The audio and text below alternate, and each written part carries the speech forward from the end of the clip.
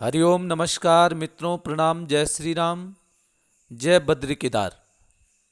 मित्रों, एक बार पुनः आपका स्वागत करता हूं श्री शिव शक्ति आध्यात्मिक विचार पर, जहां पर कि मैं ज्योतिष से संबंधित, आध्यात्म से संबंधित छोटी छोटी जानकारियां आपको प्रस्तुत करता हूं। इसी कड़ी में आज मैं आपको राजकीय नौकरी अर्थात सरकारी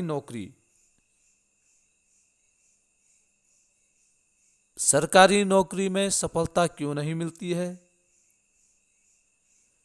और किन ग्रहों के कारण सफलता नहीं मिलती है और किन ग्रहों के कारण सफलता मिलती है, उसके बारे में सूक्ष्म जानकारी दूंगा।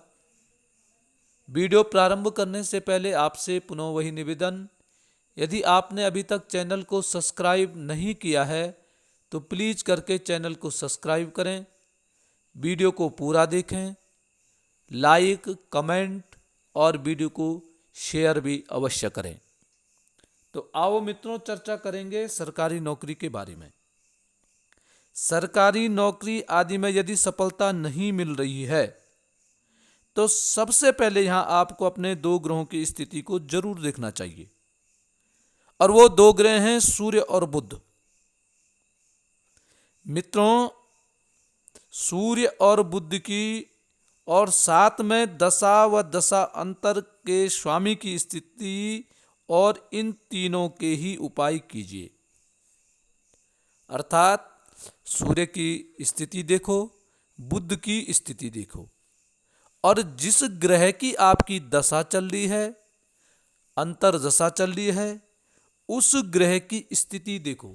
इन तीनों की क्या स्थिति है, यदि ठीक नहीं है तो उनका उपाय कीजिए, और उपाय करने के बाद आपको अवश्य ही लाभ होगा।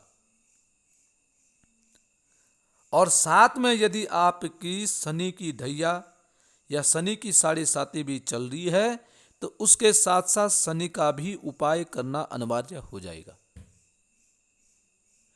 सूर्य की, बुध की, जिस ग्रह की आपकी दशा चल रही है और अंतर दशा चल रही है, साथ साथ में शनि की ढैया चल रही है या शनि की 7.5 चल रही है, तो शनि का भी उपाय करो, निश्चित ही आपको सफलता मिलेगी। आप प्रयास कर रहे हैं सरकारी नौकरी के लिए, बार बार विफल हो रहे हैं, तो आप ये काम करेंगे तो आपको सफलता मिलेगी, आप सफल हो जाएंगे। उसके अलावा आपके जन्मांग में, जन्म कुंडली में, आपके लग्नेश और आपके भाग्येश और आपके चंद्रमा, यदि यह तीनों ही ग्रह बलवान स्थिति में हैं तो आप निश्चिंत रहिए, आप एक भाग्यवान व्यक्ति हैं। आपका भाग्य कभी भी करवट ले सकता है। मित्रों, लग्नेश, आपके भाग्येश और चंद्रमा, यदि यह तीनों ही ग्रह बलवान स्थिति में हैं तो निश्चित ही आपका भाग्य उदय होगा। आप इंतजार कीजिए, आपको सफलता मिलेगी। इसी के साथ साथ यदि आपके 11वें के स्वामी, एकादश भाव के स्वामी सौम्य ग्रह होकर के बलवान हैं तो जीवन में कितनी भी परेशानियां आ जाएं, कितनी भी विसंगतियां क्यों ना आ जाएं, परंतु आपकी समस्त इच्छाएं पूर्ण होती रहेंगी। मित्रों, ये निश्चित है। तो सबसे पहले सूर्य बुध को देखिए, सूर्य बुध की स्थिति क्या है, ये यदि ठीक ठाक स्थिति में है, यदि नहीं है तो उनका उपाय कीजिए। बार बार आप प्रयास करते हैं, 1-2 नंबरों से रुक जाते हैं, तो कहीं ना कहीं अपनी जन्म कुंडली का विश्लेषण कराइए। सूर्य बुध को देखिए क्या स्थिति में है, कैसी स्थिति में है, क्योंकि सरकारी नौकरी का जो कारक होता है सूर्य ही होता है, सूर्य बुध। तो मित्रों, इसका उपाय कीजिए, निश्चित ही आपको सफलता मिलेगी, आप सफल होंगे। और साथ साथ में यदि शनि की ढैया चल रही है, शनि की 7.5 चल रही है, तो उसका भी उपाय कीजिए।